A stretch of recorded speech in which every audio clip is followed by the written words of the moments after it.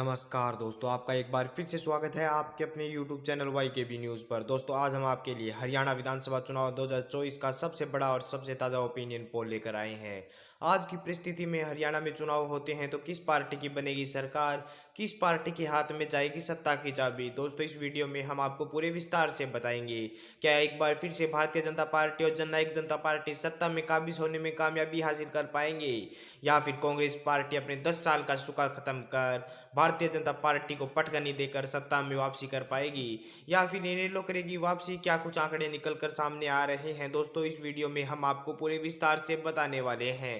क्या आपकी बार के चुनाव में किसान आंदोलन का फर्क देखने को मिलेगा? किसान आंदोलन के कारण भारतीय जनता पार्टी के हाथ से सत्ता छिनती हुई दिखाई दे रही है। वहीं पर दोस्तों, इस वीडियो में हम आपको पूरे विस्तार से बताएंगे। तो वीडियो में आगे बढ़ने से पहले दोस्तों, अगर आप लोग भी चाहते हैं कि पूरे देश में ईवीएम पर पाबंदी लगनी चाहिए और सभी प्रकार के चुनाव बैलेट पेपर से होने चाहिए, तो वीडियो को लाइक करके कमेंट बॉक्स में ईवीएम बैन जरूर लिख दें। दोस्तों, इस वीडियो में हम आपको जिला वाइज बताएंगे कि कहां से किस पार्टी के खाते में कितनी सीटें जा रही है। दोस्तों, सबसे पहले अपने बात कर लेते हैं अंबाला की। अंबाला में विधानसभा की कुल 4 सीटें हैं, जिसमें से 2 seat Congress party, 1 seat Bharatiya Janata party तथा 1 सीट इनेलो के खाते में जाती हुई दिखाई दे रही है। वहीं पर दोस्तों, बात कर ले करनाल की, तो करनाल में विधानसभा की कुल 9 सीटें हैं, जिसमें से 5 सीटों पर कांग्रेस, 2 सीटों पर एनडीए गठबंधन, 1 सीट पर इनेलो तथा 1 सीट अन्य के खाते में जा रही है। दोस्तों, अब तक हमने 13 विधानसभा सीटों की बात की, जिसमें से कांग्रेस के खाते में 7, बीजेपी प्लस जेजेपी के खाते में 3 सीटें, इनेलो के खाते में 2 तथा 1 सीट अन्य के खाते में जाती हुई दिखाई दे रही है।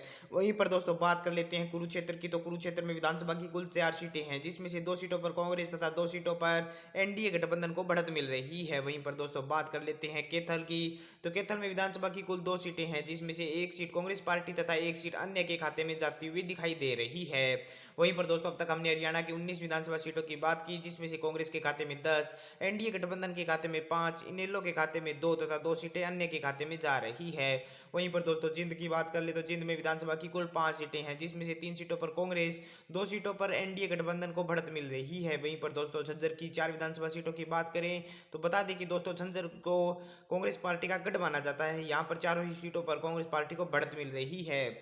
वहीं पर दोस्तों, अब तक हमने हरियाणा की 28 विधानसभा सीटों की बात की, जिसमें से कांग्रेस के खाते में 17, बीजेपी के खाते में 7, इनेलो के खाते में 2 तथा 2 सीट अन्य के खाते में जा रही है। वहीं पर दादरी की 2 विधानसभा सीटों की बात करें तो यहाँ पर कांग्रेस पार्टी के खाते में 1 तथा 1 सीट बीजेपी के खाते में जा रही है। वहीं पर दोस्तों, गुड़गांव की बात कर लें तो गुड़गांव में विधानसभा की कुल 3 सीटें हैं, जिसमें से कांग्रेस के खाते में 2, बीजेपी के खाते में 1 सीट जा रही है। दोस्तों, अब तक हमने हरियाणा की 33 विधानसभा सीटों की बात की, जिसमें से कांग्रेस के खाते में 20, इंडियन नेशनल लोकदल के खाते में 2, बीजेपी के खाते में 9 तथा अन्य के खाते में 2 सीटें जा रही है। वहीं पर दोस्तों, पलवल की बात करें तो पलवल में विधानसभा की कुल 2 सीटें हैं तथा दोनों ही सीटों पर कांग्रेस पार्टी को बढ़त मिलती हुई दिखाई दे रही है।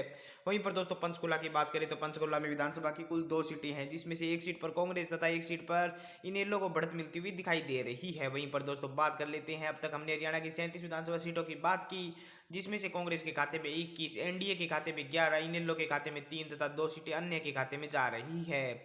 वहीं पर दोस्तों, पानीपत की बात करें तो पानीपत में विधानसभा की कुल 4 सीटें हैं, जिसमें से कांग्रेस के खाते में 3, बीजेपी के खाते में 1 सीट जाती हुई दिखाई दे रही है। वहीं पर फतेहाबाद की 3 विधानसभा सीटों की बात करें तो कांग्रेस के खाते में 2, बीजेपी के खाते में 1 सीट जा रही है।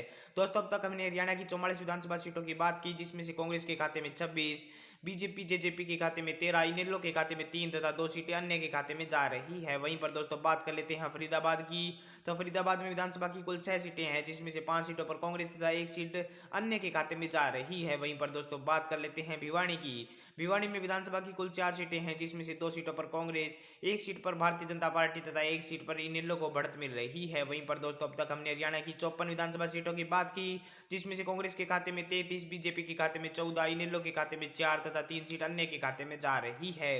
वहीं पर दोस्तों, महेंद्रगढ़ की 4 विधानसभा सीटों की बात करें तो कांग्रेस के खाते में 3 तथा 1 सीट भारतीय जनता पार्टी के खाते में जाती हुई दिखाई दे रही है। वहीं पर दोस्तों, मेवात की बात करें तो मेवात में विधानसभा की कुल 3 सीटें हैं तथा तीनों ही सीटों पर बीजेपी को बढ़त मिल रही है। दोस्तों, अब तक हमने हरियाणा की 61 विधानसभा सीटों की बात की, जिसमें से कांग्रेस के खाते में 36, बीजेपी जेजेपी गठबंधन के खाते में 18, इनेलो के खाते में 4 तथा 3 सीट अन्य के खाते में जा रही है। वहीं पर दोस्तों बात कर लेते हैं भारतीय जनता पार्टी के परंपरागत गढ़ यमुनानगर की, तो यहाँ पर विधानसभा की कुल 4 सीटें हैं। यहाँ पर कांग्रेस पार्टी सेंध लगा रही है तथा 2 सीटों पर कांग्रेस, 2 सीटों पर बीजेपी को बढ़त मिल रही है। वहीं पर रेवाड़ी की 3 विधानसभा सीटों की बात करें तो 2 सीटों पर कांग्रेस, 1 सीट पर भारतीय जनता पार्टी को बढ़त मिलती हुई दिखाई दे रही है। दोस्तों अब तक हमने हरियाणा की 68 विधानसभा सीटों की बात की, जिसमें से कांग्रेस के खाते में 40, बीजेपी के खाते में 21, इनेलो के खाते में 4 तथा 3 सीटें अन्य के खाते में जा रही है। वहीं पर दोस्तों रोहतक की बात कर ले तो रोहतक में विधानसभा की कुल 4 सीटें हैं। इन चारों ही सीटों पर कांग्रेस पार्टी को जीत दर्ज करती हुई दिखाई दे रही है। वहीं पर दोस्तों सरसा की 5 विधानसभा सीटों की बात करें तो यहाँ से 4 सीटों पर कांग्रेस पार्टी तथा 1 सीट इनेलो के खाते में जाती हुई दिखाई दे रही है। वहीं पर दोस्तों अब तक हमने हरियाणा की 73 विधानसभा सीटों की बात की, जिसमें से कांग्रेस के खाते में 48, बीजेपी के खाते में 21, इनेलो के खाते में 5 तथा अन्य के खाते में 3 सीट जाती हुई दिखाई दे रही है। वहीं पर दोस्तों सोनीपत की 6 विधानसभा सीटों की बात करें तो कांग्रेस पार्टी के खाते में 4, बीजेपी के खाते में 1, इनेलो के खाते में भी 1 सीट जाती हुई दिखाई दे रही है। वहीं पर दोस्तों हिसार की बात करें तो हिसार में विधानसभा की कुल 7 सीटें हैं, जिसमें से कांग्रेस पार्टी के खाते में 3, बीजेपी के खाते में 2, इनेलो के खाते में 1 तथा 1 सीट अन्य के खाते में जाती हुई दिखाई दे रही है। दोस्तों अब तक हमने हरियाणा की सभी 90 विधानसभा सीटों की बात की। दोस्तों आपको बता दें कि हरियाणा में किसी भी पार्टी या गठबंधन को सरकार बनाने के लिए 46 सीटों की आवश्यकता होती है।